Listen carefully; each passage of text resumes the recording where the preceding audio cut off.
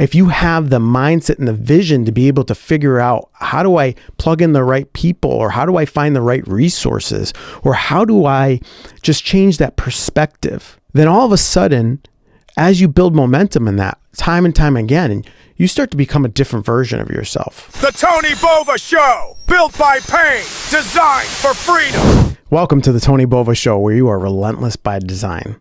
In today's episode, I'm going to talk about what no one will tell you about growth and how lonely it actually gets along the way. Where I'm going to take you back through my story, where I had breakdowns and collapses, and where I finally awoken to a personal responsibility. A personal responsibility that allowed me to walk through these lonely chapters of my life, like peeling back the layers of an onion. You see, the thing that people don't talk about growth, we glorify it and we want to become it. And we want to become these great versions. We want to be able to have millions of dollars in the bank, and we want to have great relationships with deep connection.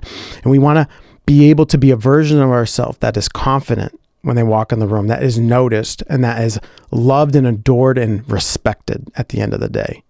See, there are very few men that you can think of right now that you truly do respect, that you truly want to use as an example to become a version of yourself, almost like a mirror.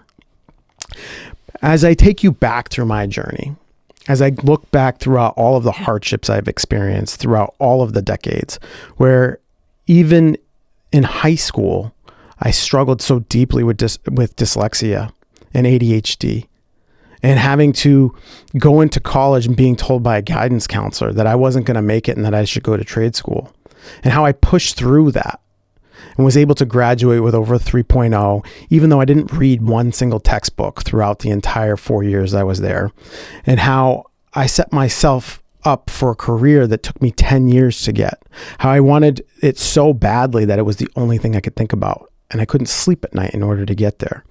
But then when I got everything that I had wanted in my 30s, everything collapsed at that point, where I wasn't fulfilled by the things that I had been chasing after in my life. I was married, had kids, and had my dream job.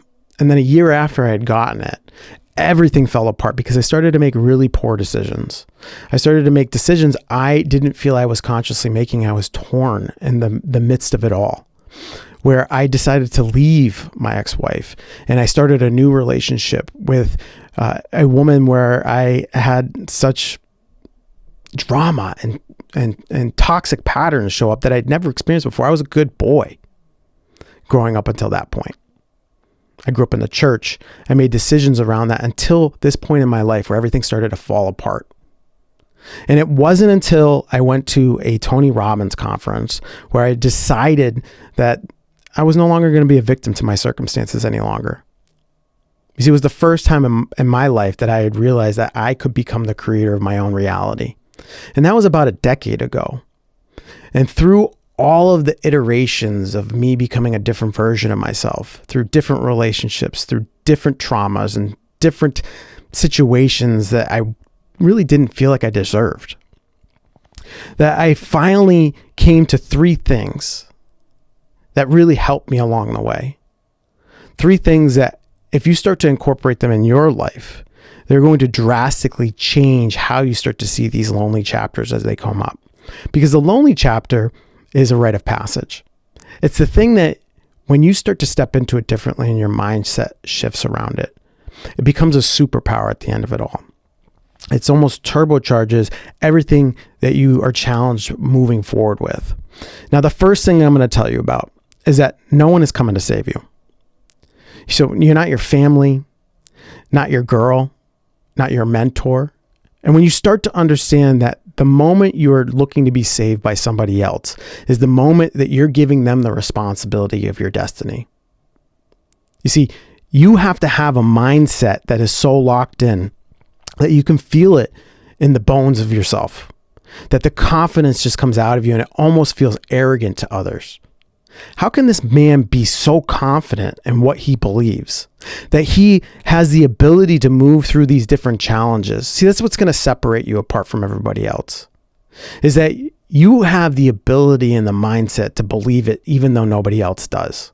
And when you start to understand that nobody is going to come save you, and that you are the one that has to create it yourself, that is what's going to push that trajectory forward, because otherwise you're going to be eaten alive. The second thing that I want to tell you about is be okay with it taking longer than you expect it to.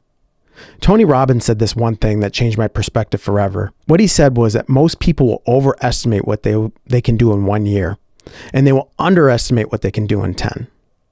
You see, when you are set up for instant gratification, when you want to seek comfort, you want it to take a month.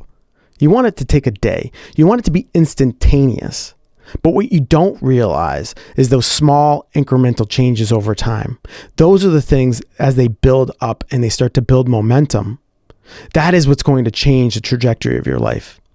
So you have to switch your perspective on, it didn't work this time, but if I keep refining it and I use it as a lesson, then it will.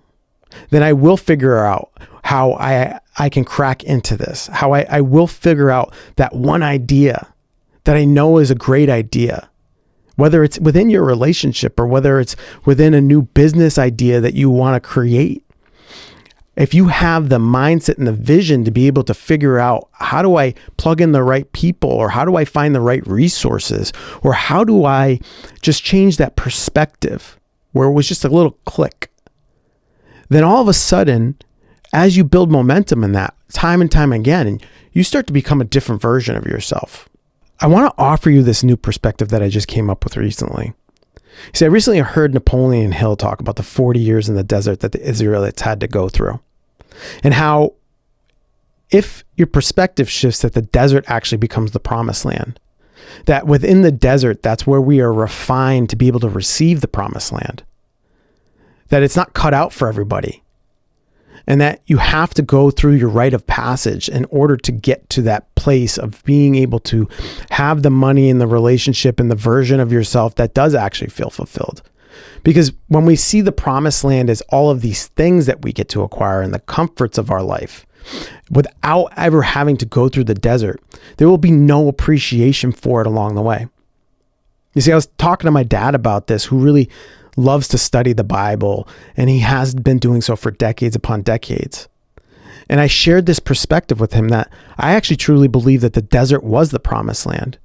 And when we switch our mindset around that the desert becomes this thing that wasn't a punishment, but rather it was a gift. And when you see the desert as a gift, and the average man would run away from it, and you start to reorient your mindset around that I'm grateful to be here. Because as I look back through my deserts and how sometimes I miss them, I miss the discipline that I had. I missed the mindset that I had and the grit and not knowing what was going to come around the corner. You see, there's something exciting about the unpredictableness and having to learn, where you might get to the promised land and wish you were back in the desert. Time and time again, I've heard many, many influential men say how they wish they could go back, because now that they have everything, it just doesn't taste as good. Because when you're in the desert and when you're stripped away from everything else, that's when things start to taste really good. When you start to have those successes. And that's why it's so important to have a vision that you can never obtain. Because once you get to the top of the mountain, then it feels as though you need to jump off the cliff.